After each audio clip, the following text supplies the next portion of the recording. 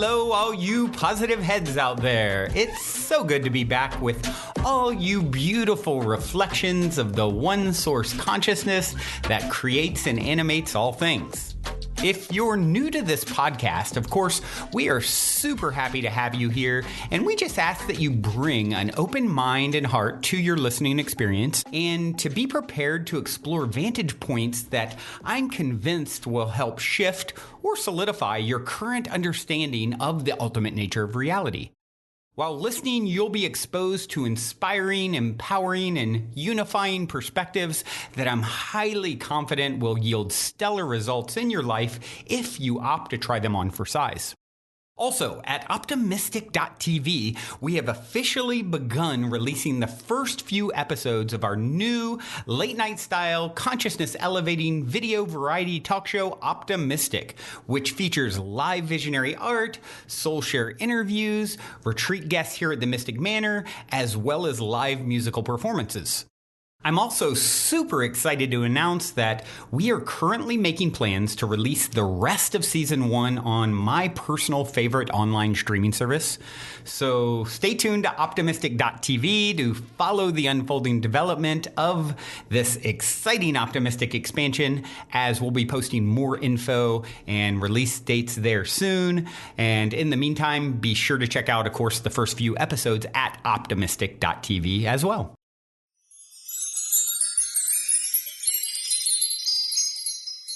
All right, all you positive heads, welcome, welcome. It is a fabulous Friday here in the studio as I record, and I am grateful to be connecting and sharing with you guys, you gals, you aliens, as always.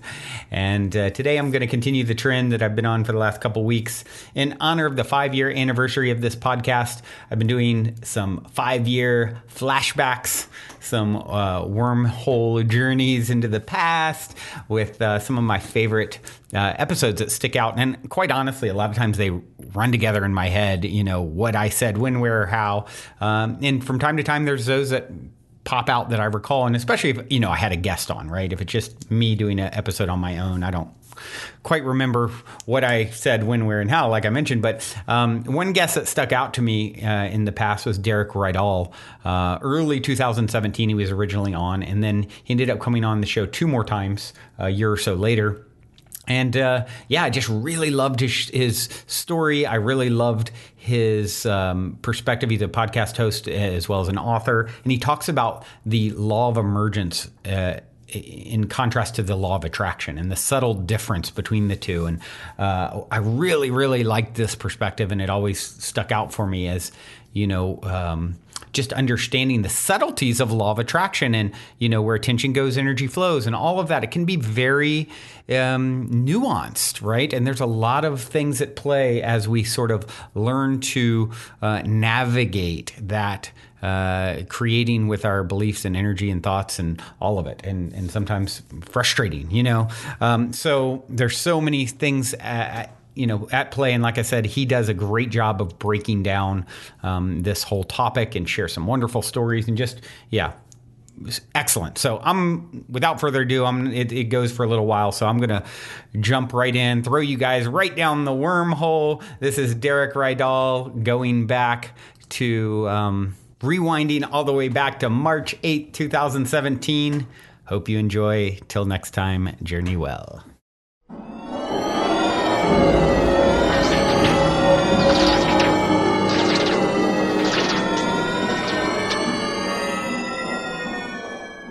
All right, all you positive heads. On this week's interview episode, I'm very happy to have Derek Rydall here with me on the show.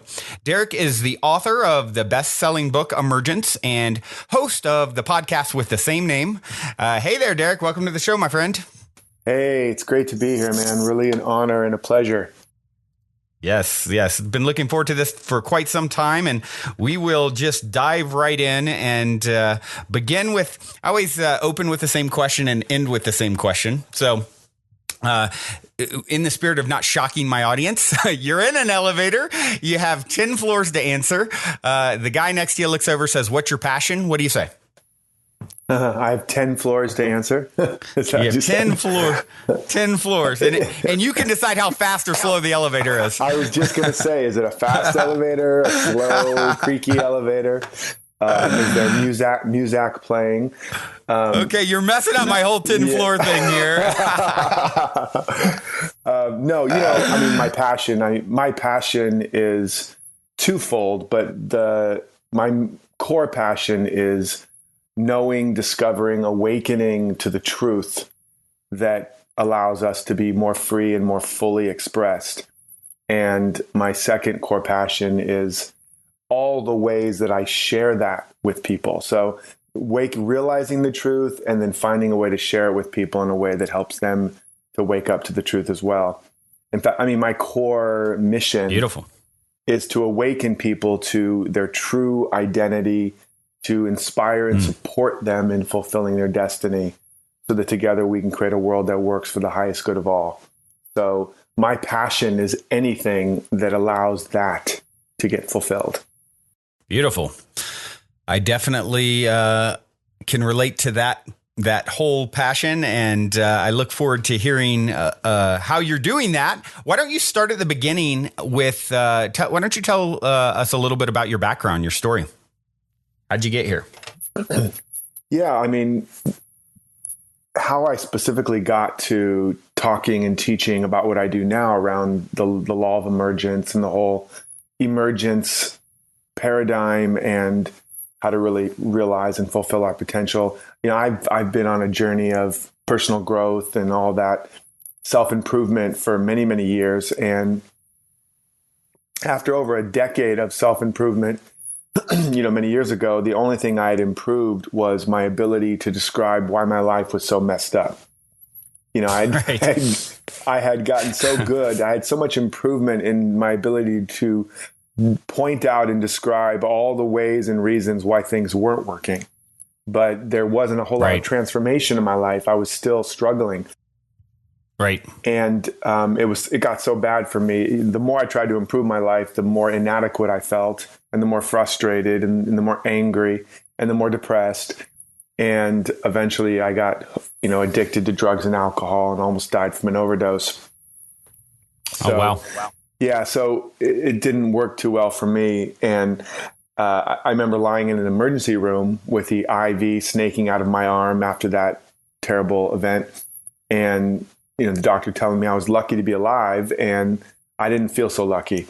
And I couldn't figure out how all of my efforts had gotten me to that particular place. And it wasn't quite rock bottom. It was pretty bad, but I just figured I needed to work harder, work smarter, try to attract and achieve more.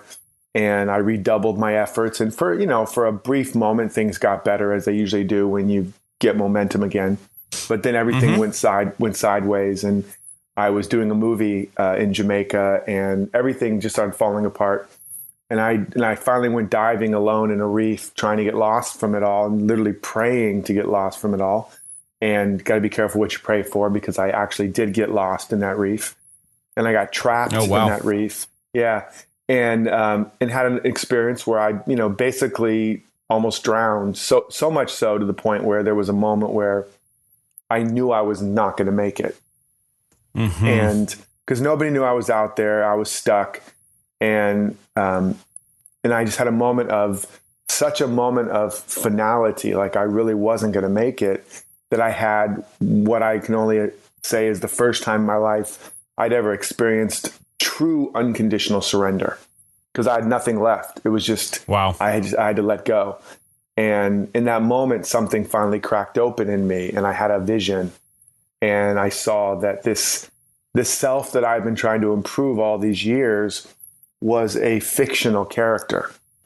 That he was an amalgamation of parental fantasies, peer pressure, societal conditioning, and nothing I ever did was ever going to make him enough. And because he was fiction, it was a fiction. The very premise of that mental construct was, I'm not enough. And so everything was being driven by, I'm not enough. And no matter what I did, at the end of the day, I was always going to feel not enough. But behind that caricature, that construct, or all around it was this other self, which was already perfect and could not be improved, couldn't be improved upon, and had never actually been damaged or hurt. So there was nothing to fix about him. And it was just a flicker, but it radically, Humpty Dumpty fell off the wall and cracked open, and out of the egg, something came out, and, something shifted dramatically. And so much so that I pulled out of society and I tried to become a monk, and then tried to become a minister, and eventually cloistered myself in my own apartment and went on this journey for several years, where I then began to understand what had happened to me, what the vision meant, and began to articulate what I now call the law of emergence. And the biggest insight there was I had been doing all this effort to fix my life and improve my life and change my life from a premise that something was broken, lacking, missing. I wasn't enough. If only I could get more, then I would be good enough. Or if only I could get rid of the bad stuff, then I'd be good enough. And what I saw was that just like the oak tree is already in the acorn, and the acorn doesn't have to go out and attract an oak or achieve an oak, it's already in the acorn. And when the acorn surrenders to the soil and the conditions become right, its inherent potential naturally emerges. And that's how all of nature operates. And I saw the same thing was true for us. And so that began my journey of understanding and living from this concept of emergence. And my whole life turned around as a result of that. Beautiful. Yeah.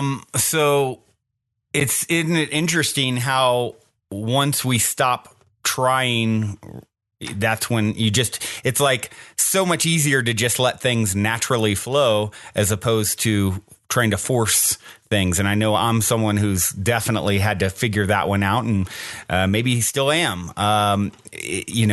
When we sort of release, and what a powerful experience to have, and dramatic experience to have to, fully surrender, and realizing sort of when you do that, that's when you got a glimpse of your true self, right? Your perfect self. So yes. What a powerful story. So let's talk a little bit about this law of emergence that you're referencing. And of course, your book is based on this. Tell us about that.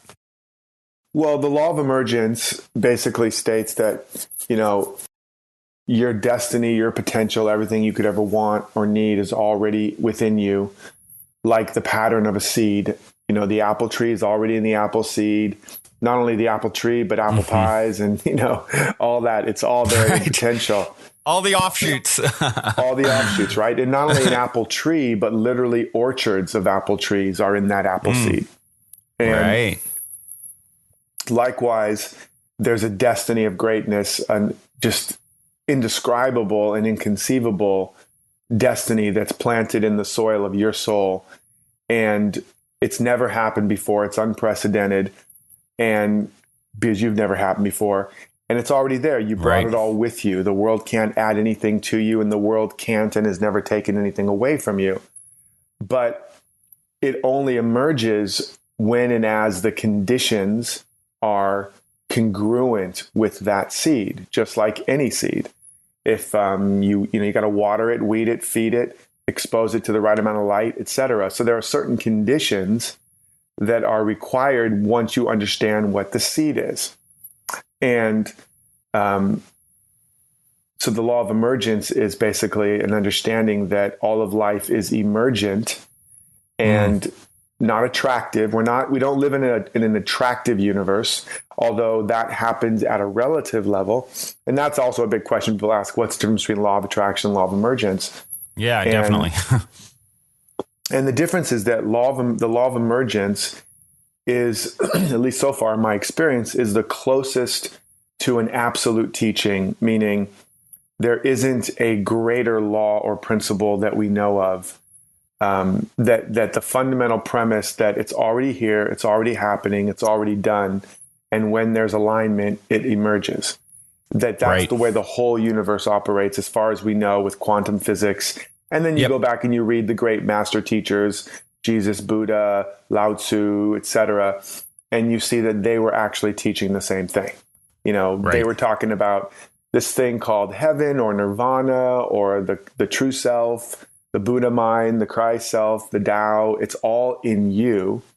And don't worry about manipulating the world and trying to acquire a bunch of stuff. Get in touch with that thing that's already in you, come into alignment with it, and everything else will unfold from there. That's what they were all teaching.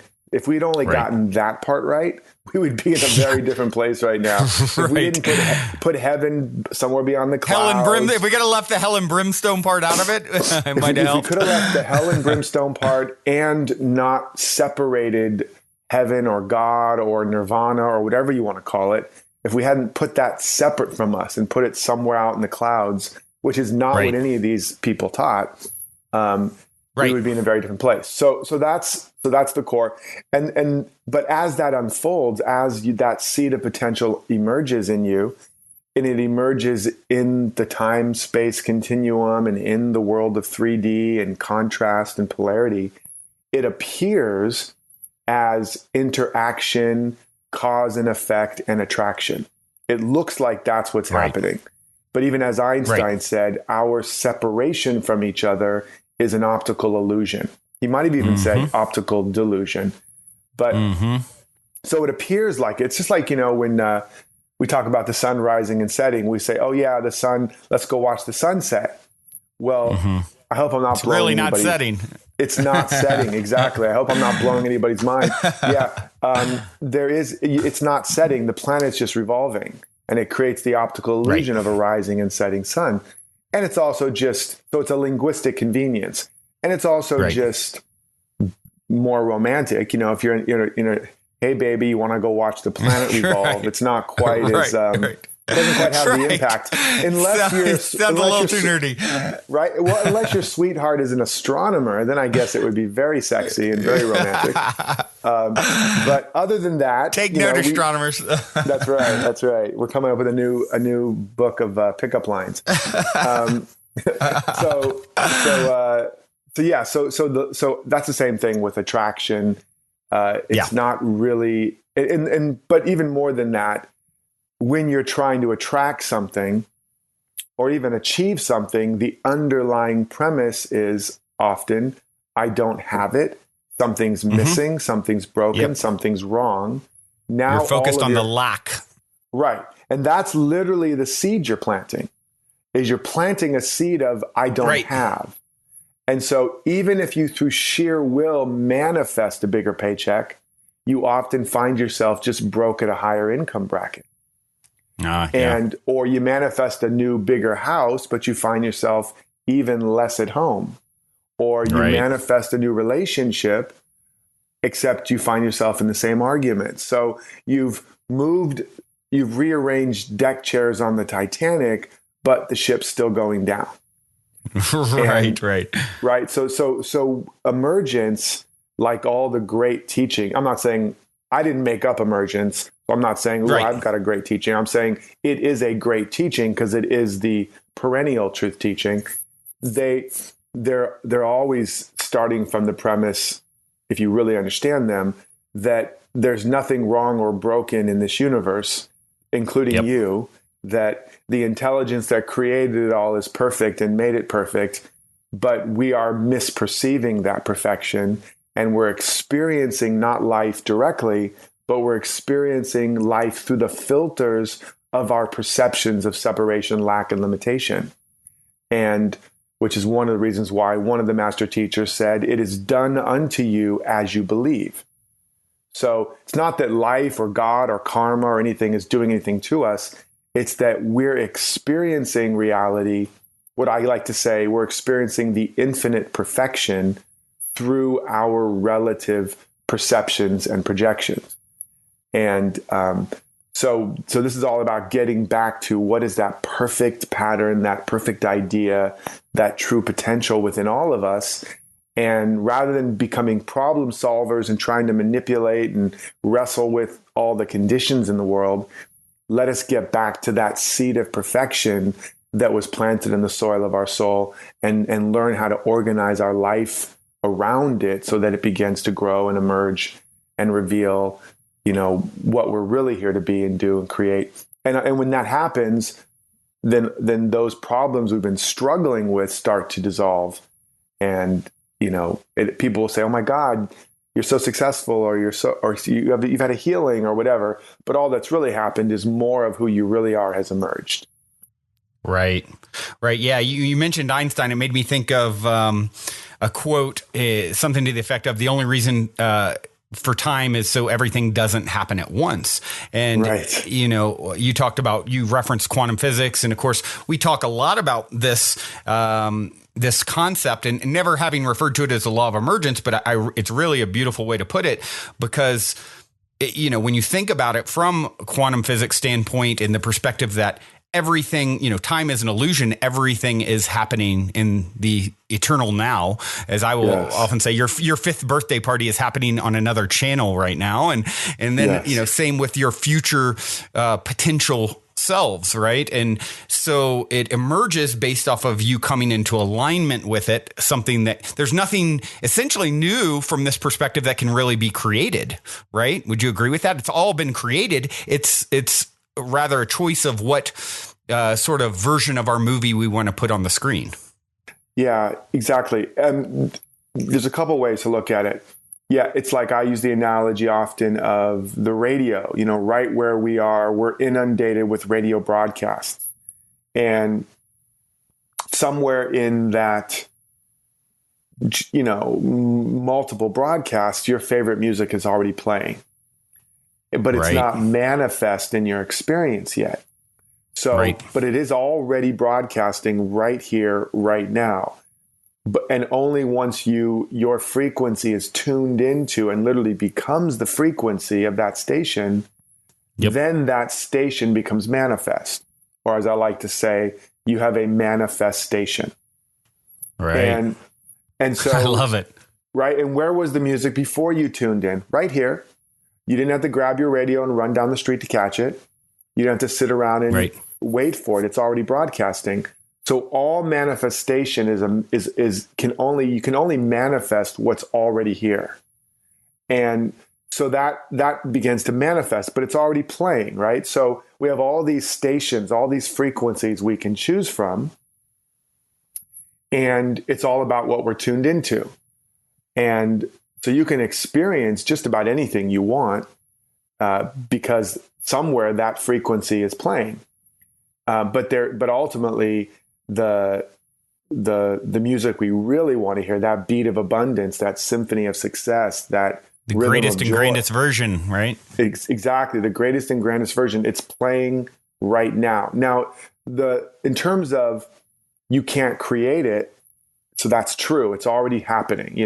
In Genesis, in the Bible, it says, in the beginning, God created everything, right? There was the Word was with God was the Word, et cetera, and all that was made out of the Word, and nothing was made without it, and God saw it all and named it good. There's some version of that creation story or myth in every great teaching. But what it's basically saying is, it's already done. Right. It's already done, and it's already good. It even says later, who by taking thought can add 1 cubit to their stature. So again, you can't improve upon it. You can't improve upon what life has already done, but you can discover, uncover, and reveal it and allow it to emerge. You can play with the word. You play with the word, right? Like abracadabra. As I speak, I create is sort of the concept behind that, or manifest in this case, right? So it's like, okay, it's all been created. The word, infinite words. Which ones are you going to drum up the vibration of to see what you want to see? Exactly. And so now, so it's already done, but the creativity aspect comes from the fact that you have never happened before, in the sense that you're a unique expression of everything that already is. And so it's unprecedented as it unfolds through you. And even though it's already done, it's not like in the mind of the universe, there's, Ferraris and mansions and cabbages and kings. Those kinds of concepts are not in the mind of God or the universe. It's an idea that's infinite, and it's beyond any material concept. But as it unfolds, for example, and this is going down the rabbit hole a little bit, but maybe people will find this kind of mind-blowing and cool. We like the rabbit hole around here. Cool. So, the idea, one of the principal constructs of the universe is omnipresence. And what that means is this intelligence or consciousness is everywhere simultaneously and everywhere in its totality, because there is no time or space. Time and space is a construct. It's not an absolute. So this, whatever this thing is, it's infinite and it's everywhere infinitely. So it's already everywhere you're ever going to be, and it's already there in its fullness. That's omnipresence. Now, as that unfolds in the continuum of time and space, on the canvas of time and space, it looks like historically an evolution of greater and greater capacities for us to be everywhere. So there was the wheel, then there was the buggy, then there was riding horses, then there was the automobile, then there was planes, trains, and then there's internet. So like right now, people are experiencing us simultaneously all over the place. That's a manifestation of the already existing truth that I am omnipresent, that I am everywhere. So what we call evolution is the unfoldment of a divine pattern that was already involuted, meaning it's already done, it's already here, and we're watching this movie unfold. Now the creativity part of it is that this choosing, right? Choosing, and this intelligence has infinite organizing power, meaning there's not just one way for that seed to unfold in your life. There are literally infinite ways. So there's not just one way to manifest an automobile or a plane or a train or your particular creative or business or relationship endeavor. There are infinite ways. So that's what I mean by like, there's not like, a bunch of stuff in the mind of the universe and it's just unfolding. There are these infinite ideas, and we get to creatively allow them to unfold literally in an infinite variety of ways. Kind of like a what do you call those? Is it a kaleidoscope where there's like all those little flecks of color and you turn it around? Fractals of light, every possible way. Yep. You can turn those kaleidoscope things around and it creates this beautiful pattern, and then you turn it again, it creates another beautiful pattern. Yep. And there's literally infinite beautiful patterns. You just keep turning it. It's always different. It's never the same, but it always contains everything in it. So it's all the flecks of color, but in a whole new pattern. And there's no end to how many ways you can express it.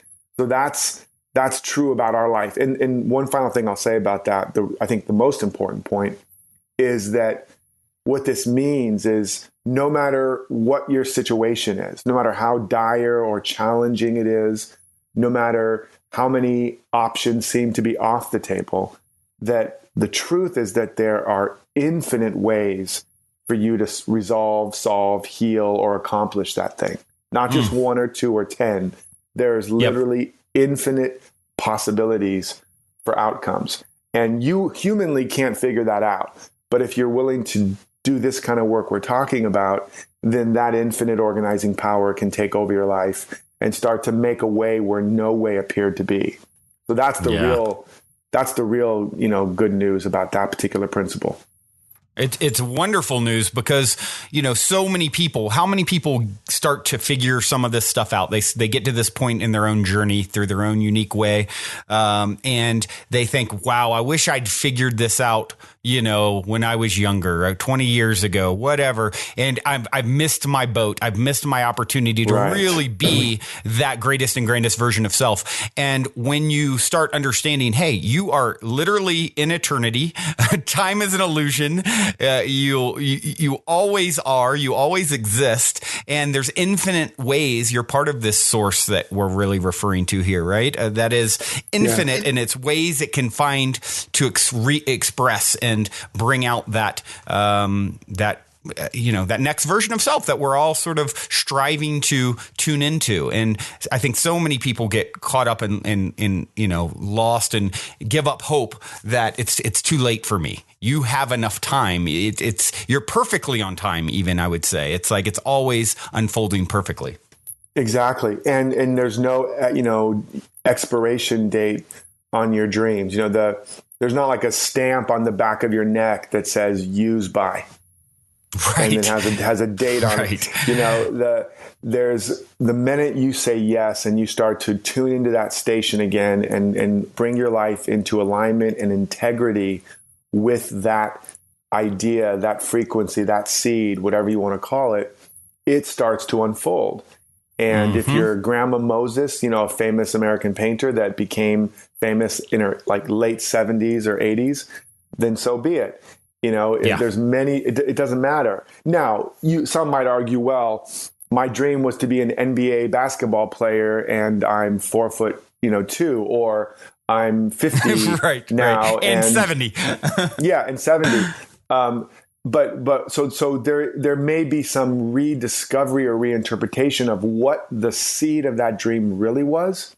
Because the underlying current of what you were seeking through that experience can be expressed in another form that doesn't entail a leather ball that you shoot through a hoop. Exactly. Or it might be that you end up writing about it or coaching it or who knows what. And you will be able to experience the same level of joy and purpose and fulfillment because it's still here. It hasn't gone anywhere. And in some cases, you may just completely rewrite the way things are done in the world, like has happened from many evolutionary leaders and thought leaders and just people who have totally shaken things up and become a professional athlete way past their prime, or change the way things are done because of their vision, whatever. So you might be a trailblazer as a result of that, or you might suddenly lose the weight or lose some or get new strength or new abilities. So the point is, whatever is needed for you to fulfill your destiny, the minute you come into alignment with it, you're on time. And that's also what the biblical passage, right? And that's what the biblical passage also means when it says, all the years the locusts have eaten will be restored unto you. So it's saying all the time you lost, all the things you think you wasted, it will all be given back to you when you are back in alignment with that true self, that true seed pattern. Yeah. I love how you said, the moment you say yes, because, I'm so observant of myself when I'm offering a resistant perspective or vibration at this point in my own journey. And of course, that makes me hyper aware of other people as well. And if you start watching what those around you are saying, or most importantly, yourself, right, you'll see how often we're telling a story of why not. And as soon as you can start to say, yes, I'm right on time. Yes, I'm going to do this thing that is challenging or scares me a little bit, or, it really is moving into that yes, yes, yes sort of vibration is the beginning of everything that you want to see. Yeah, the universe doesn't have a no in it. It only has a yes. And it doesn't mean that that's why, the universe only knows what you're focused on, because there's no ultimate duality or polarity. There's just a singularity. There's just a singular life impulse. And the only impulse it has is to express more and more life. And if you want to know the meaning of life, that's it right there. The meaning of life is for the ever Hold greater... on, that's my last question. You jumped ahead. Cheater. I didn't know.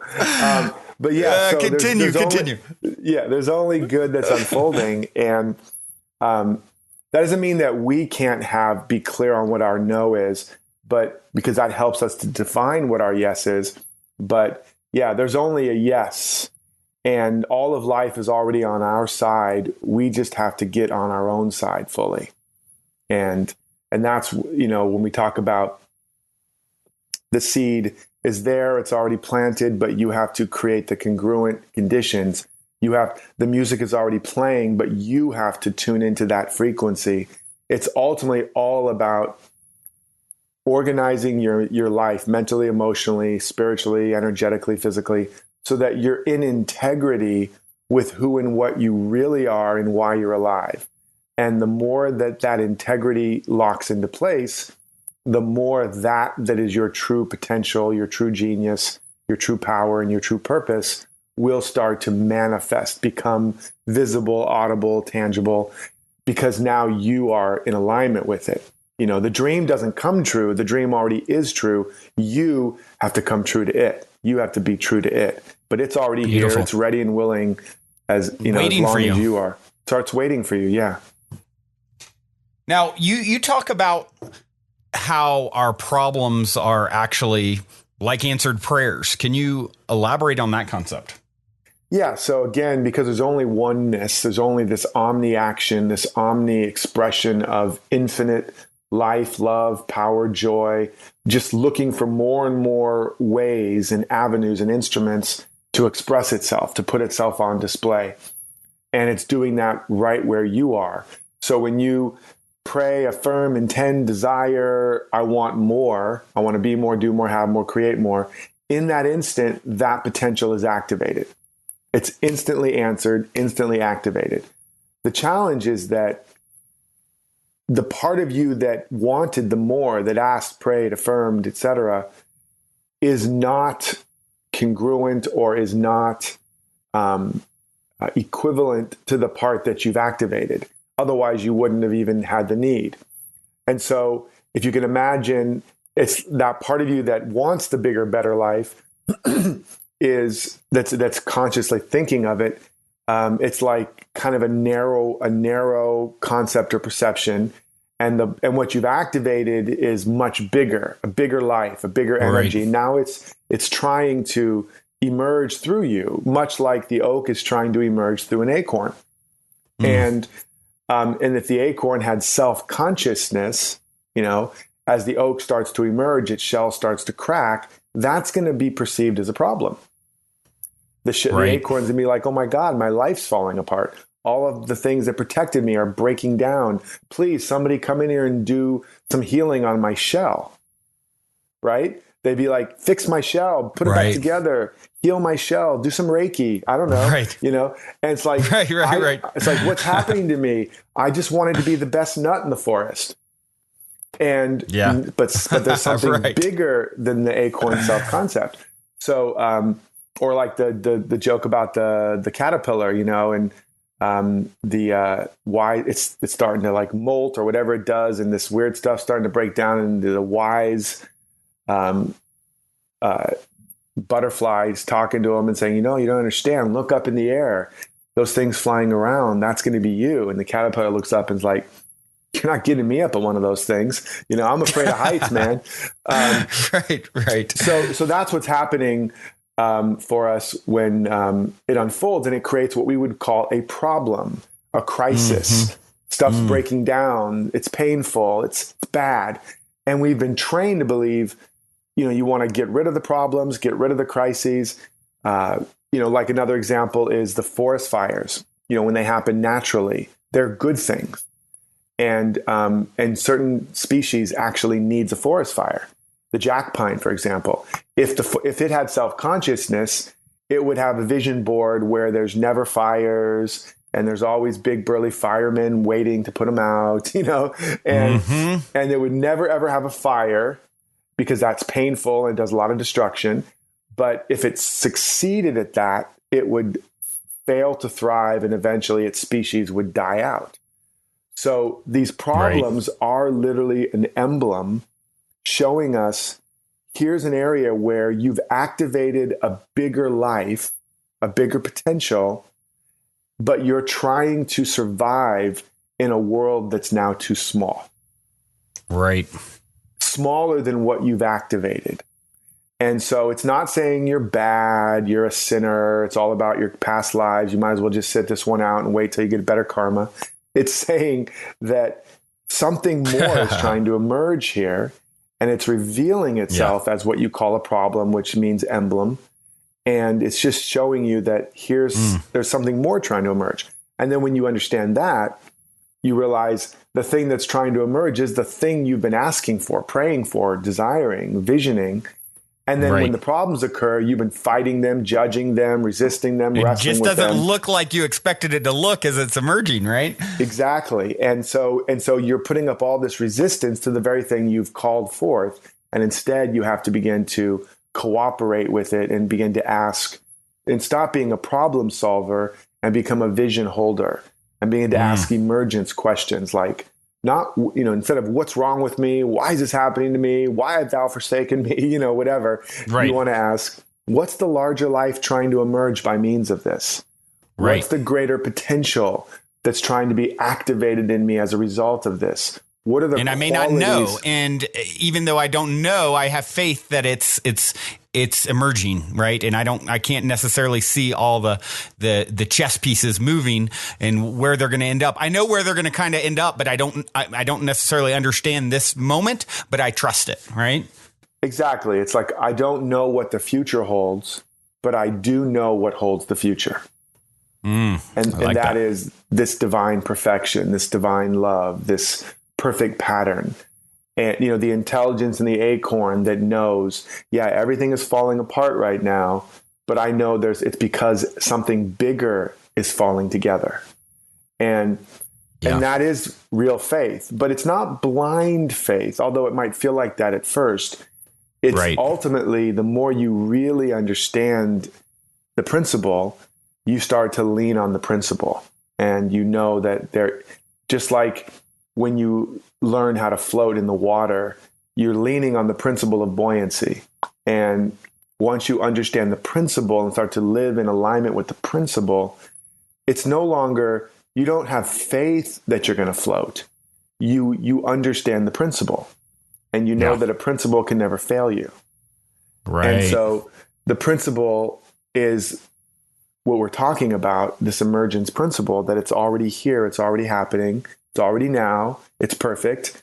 And there's only one life that's conspiring to reveal more and more of itself through you. And so whatever is appearing is in some way conspiring for your greater freedom and greater expression. And then now, based on that, you ask questions as if that's true. And the quality of your life tends to reflect the quality of your questions. So what is the larger life trying to emerge? What is the greater vision? What is the lesson and the blessing? What is the quality that I need to begin to develop and activate so that I can become free in the midst of this?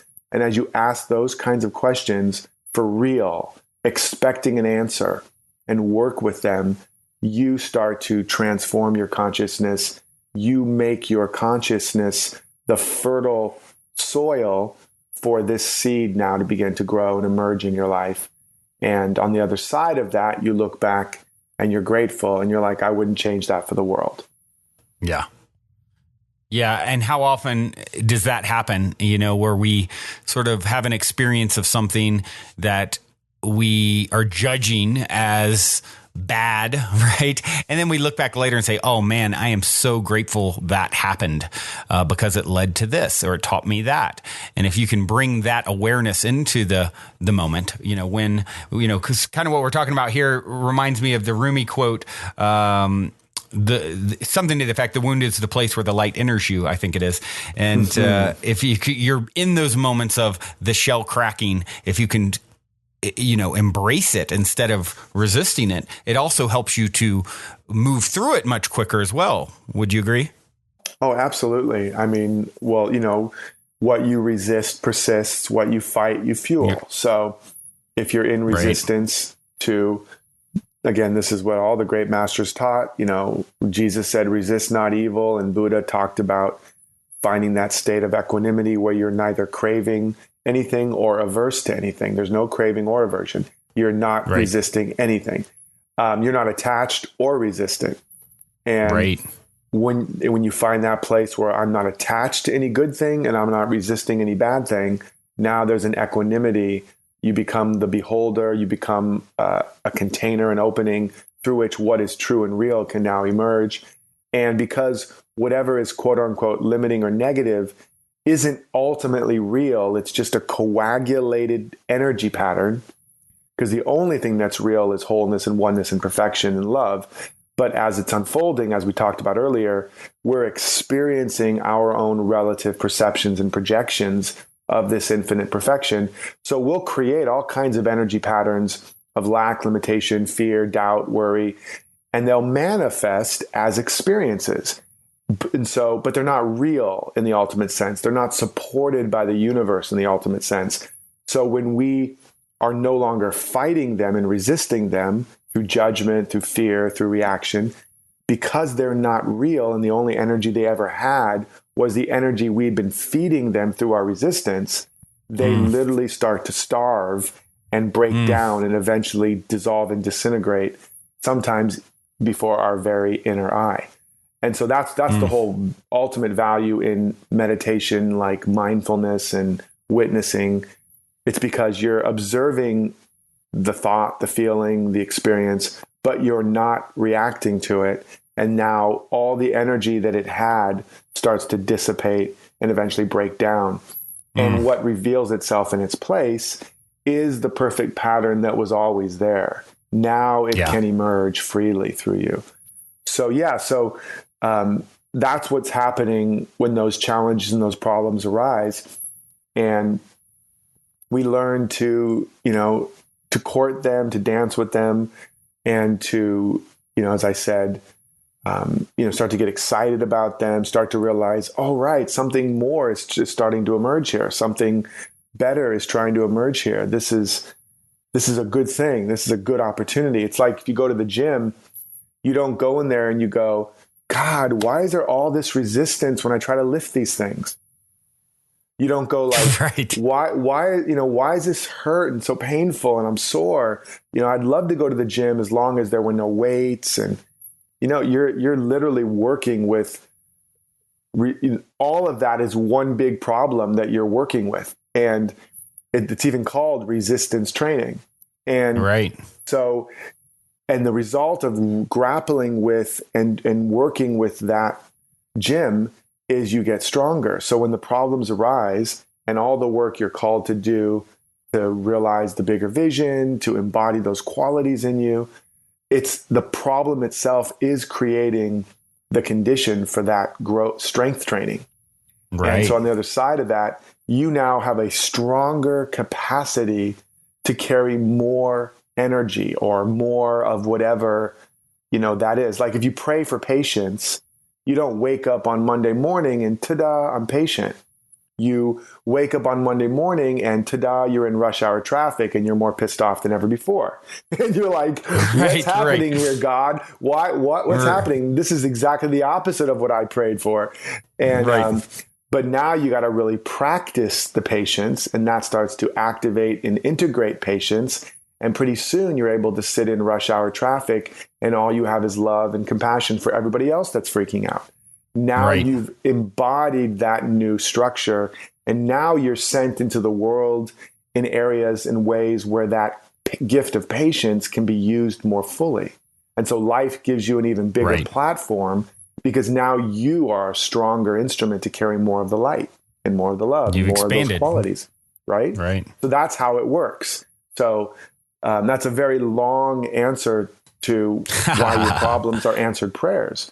But that's exactly why. Well, it's a great answer, and I love the analogies that you give and how deep you dive into, because that's really what it's all about with the type of work that we're doing, right? Is we're really looking at this from as many angles as we can until it's sort of like, a light bulb for myself or for someone else. Exactly. And then, but then it becomes like, okay, now let's actually integrate. Now let's sit in traffic. Now let's create those circumstances that really allow you to put it to the test. And if you can see that when it's happening, it definitely instantly changes the nature of the experience, right? Absolutely. And yeah, what you're saying is also really a key thing, is that life doesn't happen to you, it happens through you. And God can only do for you what God can do through and as you, or whatever your term of God is, intelligence, love. And the point is that it's not just going to happen. Life doesn't just happen. It happens just, meaning it happens through lawful application of principles. So even though all of this stuff is true, it won't just happen to you as a passive observer waiting around for good things to happen. You have to consciously participate in it. That's why it also says, you shall know the truth and the truth will make you free. It doesn't say the truth will make you free. The truth is already true. Electricity is already everywhere, but it didn't do anybody any good while they were sitting in caves. Right. But when somebody discovered the principle and applied it, they were able to harness the invisible energy and make it visible and manifest and useful. The same is true with all of this. It's true that there's only oneness. It's true that there's only love. It's true that you're literally sitting and floating in a sea of infinite abundance. It's true that all is totally given to you and all is well. But it doesn't do you any good except to the extent you are consciously knowing those truths and consciously practicing and applying them and ultimately creating a way of life that is in integrity with them. So that the thoughts you think, the words you speak, the actions you take, the environments you create, increasingly reflect someone who knows and believes what we're saying here today. Well said. Well said. You talk about how whatever's missing is what we're not giving. Can you elaborate on that? Yeah. So because everything has already been given to you, everything is already in you. Again, Jesus said the kingdom of heaven is in you. Buddha said nirvana is in you. Lao Tzu talked about the Tao that's in you. So it's already in you. You brought it all with you. So the world can't add anything to you and the world can't take anything away. It's just a canvas to paint your art on. It's a stage to put on your divine drama. It's a mirror to reflect feedback, but it can't add anything to you. So the only way more comes into your life, if you want something more to come into your life, is you have to let more life come out of you. And so we know this in certain ways. When we're sitting around waiting for somebody to love us, if we just start loving more, bringing more love to whatever the situation is, we notice more love starts to break out. Now, it may not break out initially. You might have to love for a while until it starts to soak in and starts to do its work. But if you want more of anything to come into your life, you have to let more of it come out of you. And if you're waiting for anything, whatever you're waiting for, you're waiting with it and often weighing it down. And so that's why I say to people, this is the ultimate weight loss program. And and also that it's time to get off your big fat assets because you're sitting on them, right? It's like the story of the pauper sitting on the side of the road on a box begging for dollars. And one day a guy comes along and says, I'll give you $1, but what's in that box you're sitting on? And the guy's like, what? I don't know, but can I have $1? He's like, yeah, but just let me know what's in the box. Like, I don't know. I've been sitting here for so long. I don't know. Who cares? And he's like, well, I'll give you the $1 if you show me what's in the box. The guy's like, fine. So he opens the box and it's full of treasure. Right. And so he'd been sitting on treasure all along, begging, thinking he was a beggar, begging for dollar bills and pennies. So it's already in us. So we have to begin to organize our life around looking at where are we trying to get something? Where are we waiting for something? And in our relationships, we're often waiting for more love, respect, appreciation, validation, acceptance. And we have to, first of all, give all of that to ourselves because you can't give what you don't have. And then we need to give it away because you can't keep what you don't give. So you have to start circulating it, right? So whatever you're waiting for, looking for, trying to get, pissed off because somebody's not giving it to you, you got to start giving it to yourself, filling yourself up with it and acting like the person who already has it. And then you start circulating it and giving it to those people and places where you've been waiting for it. And now the law of circulation starts to kick in and all that you're radiating and circulating and giving and pouring, like a circuit, it cycles back around to you. Yeah. And you experience having more and more and more in your life, and it coming from all these different directions, but you'll know it's all coming from you, but it might be coming through these other channels. But it's coming which are just from extensions of you, whether it's another character or, experience, it's all, everywhere you go, you're there waiting for yourself, right? It's all a mirror. And I think you touched on a really interesting point. You have to start acting like someone who has that which they seek. And I think, or something to that effect. And I think this is an issue for a lot of people, especially as they're new on this path of, sort of expanded awareness as how, as I put it, the ultimate nature of reality functions, how this game we find ourselves in, this movie actually works. And as people are new on that path, especially, I think it can be challenging because they have so much, feedback that's shown them who and what they are that isn't reflective of what they seek. And so really, I think the turning point is almost the hardest, changing that domino effect in a direction you want to see. And you really have to stop paying attention to the reflections that are really there from previous vibrational offerings, right? And sort of close your eyes to it and become it, and be it to see it, as I would say. Yeah, and this is one of the reasons why. And by the way, when I talk about the different religions, it's not a religious statement; it's a statement of principle. Because underneath all the dogma and the doctrine and the cultural idioms of all the great religions, there's what's called a perennial teaching. And it's the same teaching with little additional new insights. But, this is why Jesus said, do not judge by appearances. And it's why he also said, having eyes you cannot see, having ears you cannot hear. Behold, the kingdom of heaven is at hand and is within you now. So he was saying that, Buddha was saying that. They're all basically saying, don't judge by appearances. The appearance is, if I could put it now into modern parlance, it's just a coagulated old thought. It's like the wake of a boat. The wake of the boat is the evidence the boat's been there, but it's not pushing the boat. Right. And so all of your current experiences are the evidence that thinking has been there before, that something has thought in that area. Right. And so it's produced an effect, and that is a coagulated idea that's now an experience. But in and of itself, it has no more power than the wake of the boat to push the boat that created it. So that's the first thing to understand. Like a movie, it's already in the can. It's already there. Has zero power to determine the next moment and the next moment. What determines it, like the boat, is who's driving, where they're steering, and how much gas they're giving it in the moment. And but sometimes, like a really big boat, like an aircraft carrier, as you start to turn it, the change can be indiscernible. And if you start to go, well, this isn't working. I've been sitting here turning for, I don't know how long it takes to turn an aircraft carrier, but it's not turning. Let me straighten the wheel up again. Or a better example would be, the way race car drivers are taught to pull out of a spin, because when the car spins out of control towards a wall, everything in you wants to look at the wall.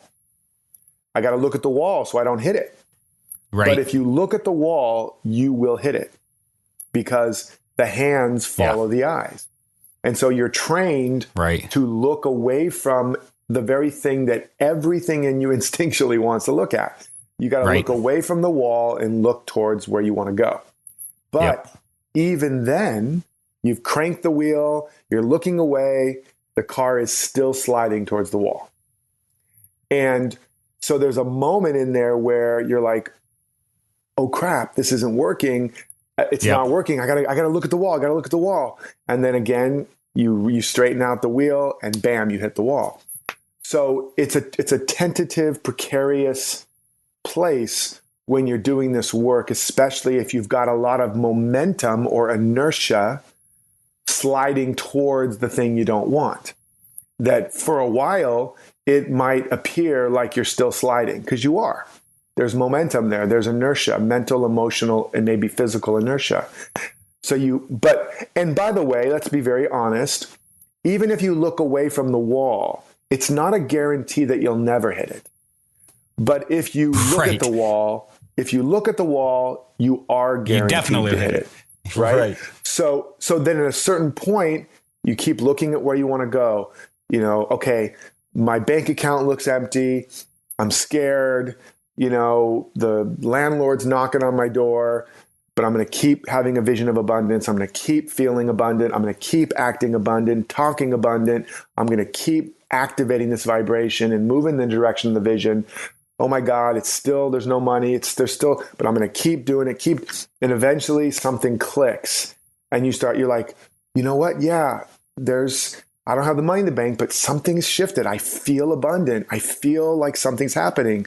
That's the beginning. That's the beginning of the shift. And then eventually, and I personally have gone through this, so I know from what I speak. And then all of a sudden the wheels catch and the car goes whoop, and you're back on track. Suddenly an unexpected windfall. You get a job, you get a raise, you get a bonus, you get a whatever, and it shows up. And you're like, there's something real to this. Now, the next time you think you're completely saved and you think you're a guru now, but the next time, of course, it's going to be just as scary again, probably. And little bit by little bit, you're building the real meaning of faith, which is the ability to see that which is the substance of that which is not seen, and to feel that which has yet to be. You're able to now live more from insight than eyesight. And that's the beginning of real freedom. And even though it's scary and it's hard, can you imagine there being anything more worth the effort? Yeah. Getting free, really becoming free, really no longer being a prisoner of appearances and beginning to live your life from the invisible, from the real. And eventually you're able to stand in the face of all manner of appearances and say, no, don't buy it. I don't buy it. Something else is here. Right. And now you're really free. Yeah. It's, until you've really lived it, it's, I would say we've all signed up for this, the experience of going through and learning this stuff firsthand from experience. And, it's why fear really doesn't have a place in your life based off of the choice that you've made. And the choice that you've made is to be here in 3D in this body, which means you wanted to experience this firsthand and go through this. So when you come out the other side, you are that butterfly who's been through all the different stages of development, right? Exactly. You have to really know it directly. At first, you don't believe it. You lean on other people's belief and authority because it resonates with you. And that's the beginning. And then eventually you start to believe in something. And the belief is a placeholder for when you have then a direct encounter with the thing itself. And now you know it. Right. And so you no longer have to believe it. When you were learning math, you leaned on the authority of the teacher. Well, they seem to know something, so they seem to think all these numbers add up. I don't believe it. I don't know it, but they seem to believe it. So here we go. And then eventually you experience, you see them working out the equations over and over and over again. You're like, okay, there's something here. I believe in this thing called math and addition and subtraction. And then eventually you start to do it yourself. And now you don't have to believe that 2 + 2 = 4 anymore. You know it. Yeah. And it just operates in your life automatically. And that's what we're working towards with all these ideas and principles, until truth and abundance and all of that operates through us automatically. Well said.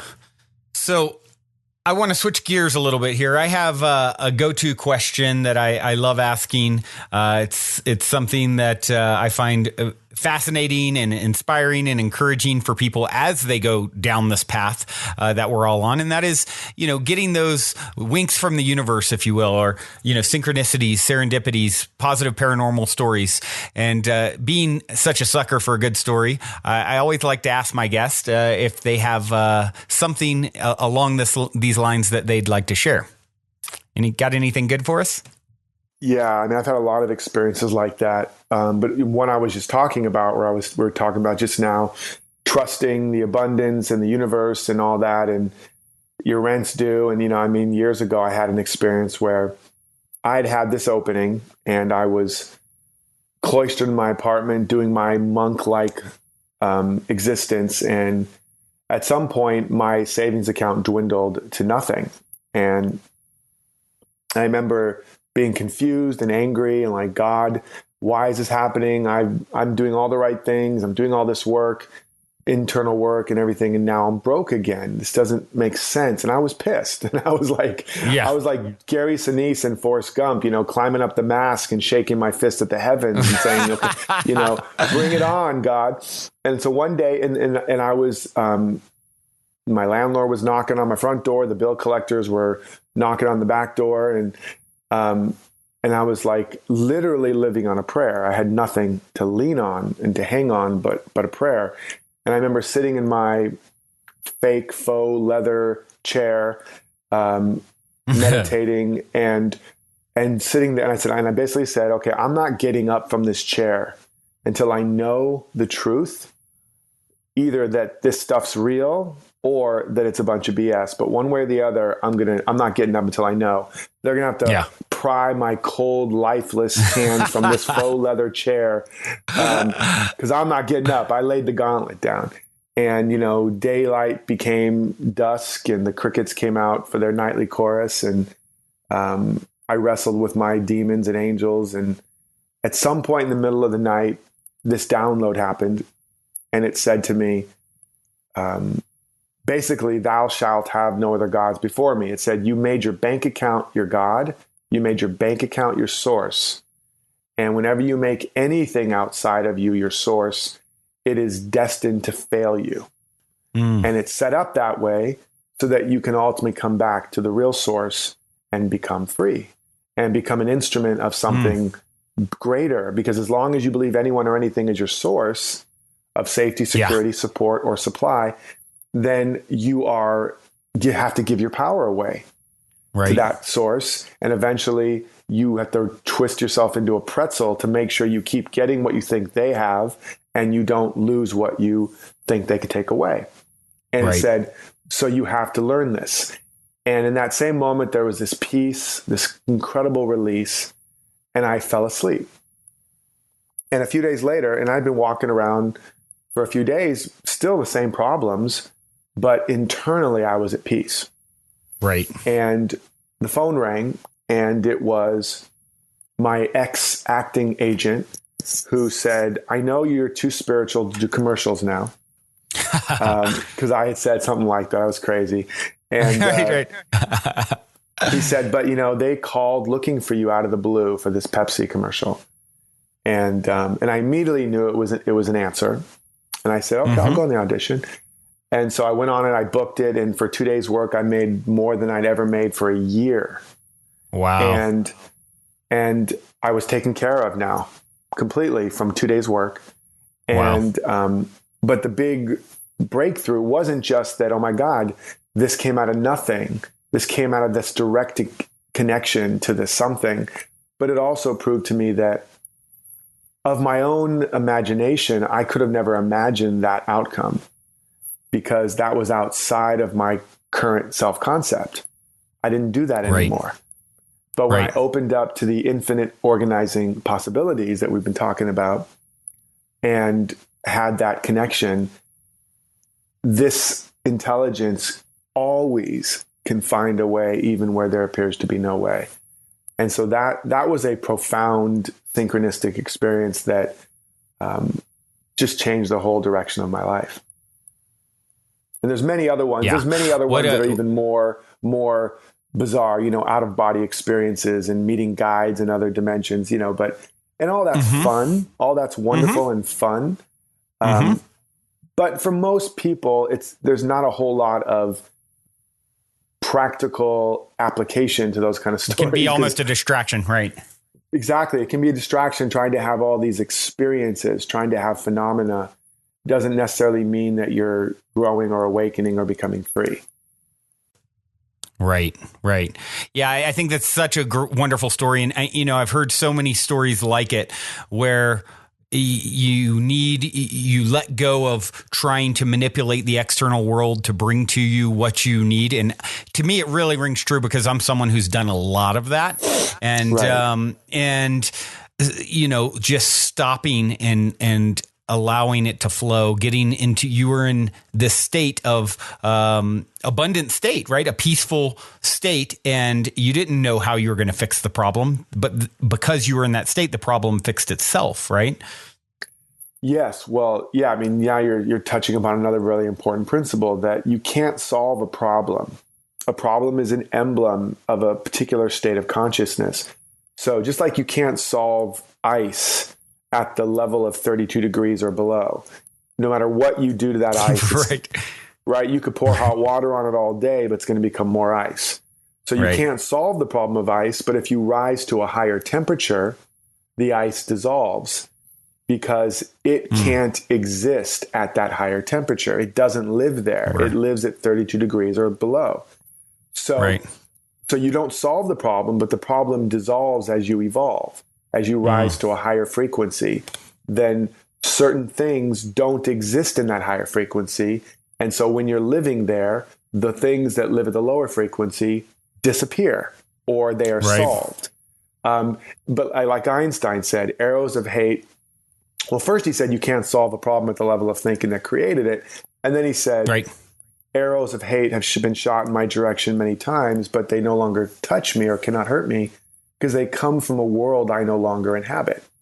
Right. So as we rise our frequency, as we rise in consciousness, as we expand our vision and embody that higher set point, many of the things we were struggling with start to just dissolve of their own accord because, like the ice, they can't live there. They don't live there. And so that's just another way to say what you've been saying. Well, I got to say, I am such a sucker for good sayings that help to drive points home from interesting perspectives and analogies. And you have definitely helped to restock my toolbox. This has been absolutely amazing, Derek. You have so much wisdom and insight, and it's an honor to connect with you here on the show. Oh, likewise. I do have one last question I'd like to leave you with, although you sort of I always end it with, what is the meaning of life, according to Derek Rydall? In this case, you've already said it, but you know what? We can hear it again. I can elaborate. Yeah, I can elaborate on it. Yeah, so when you understand there's only this one life, omnipresent, omnipotent, omniscient, whatever you want to describe it as, but it's the only thing there is. Life is all that there is. And its inherent nature is creativity, expression, expansion, love, celebration, play. I mean, we see the evidence everywhere in the natural world. It's just this never-ending, ever-expanding, upwardly spiraling expression of more and more life, more and more abundance. When it says in the Bible, I have come that you may have life and have it more abundantly, that is life itself announcing its nature. And so the only thing going on is life forever expressing more of itself, putting more of itself on display. So the meaning of life is the ever greater expression and expansion of all that reveals and brings about more life, period. The will of God is whatever leads to a greater expression of good.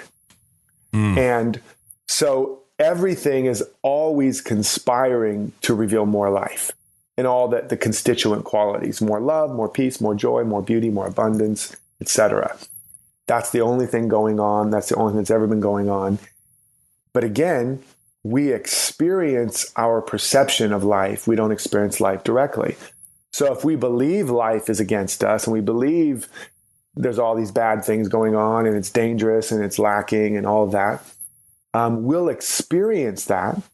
But because there still is only life and it's constantly seeking to reveal more life, it will also keep giving us experiences to try to crack us open and bring us to our knees so that we eventually let go of all these limited beliefs and eventually allow the larger life to emerge through us. So that's one way to go. You can be dragged kicking and screaming into the next greater expression of life, or you can start to cooperate and collaborate with this truth, take a stand for the principle that all there is life and love, and it's completely for us, and then start to align our thinking and our speaking and our actions with that truth. And the more you walk and talk and feel and act as if all of life is for you, and that the only thing it wants is a greater expression of itself as you, now you are aligned with and in integrity with the way the universe really works. And your life will begin to reveal that as greater and greater expression. Beautifully said. You are a beautiful reflection, my friend. Thank you so much for taking the time to share here on the show. And certainly, one last question. What is the best way for listeners to connect and follow your work? Obviously, your podcast, and you also, I don't know if you have any other books in the works, or tell us a little bit about how they can stay in touch with you. There's a few ways. Obviously, the Emergence podcast, Emergence, just the word Emergence, Emergence. They can get that and download dozens of trainings there. They can also go to lawofemergence.com and get a free mini e-course, audio course on the law of emergence. And they can grab my book, which has been a bestseller, also called Emergence. And they can go to, obviously Barnes & Noble, Amazon, whatever, or they can go to myemergencebook.com and get it there with some other goodies.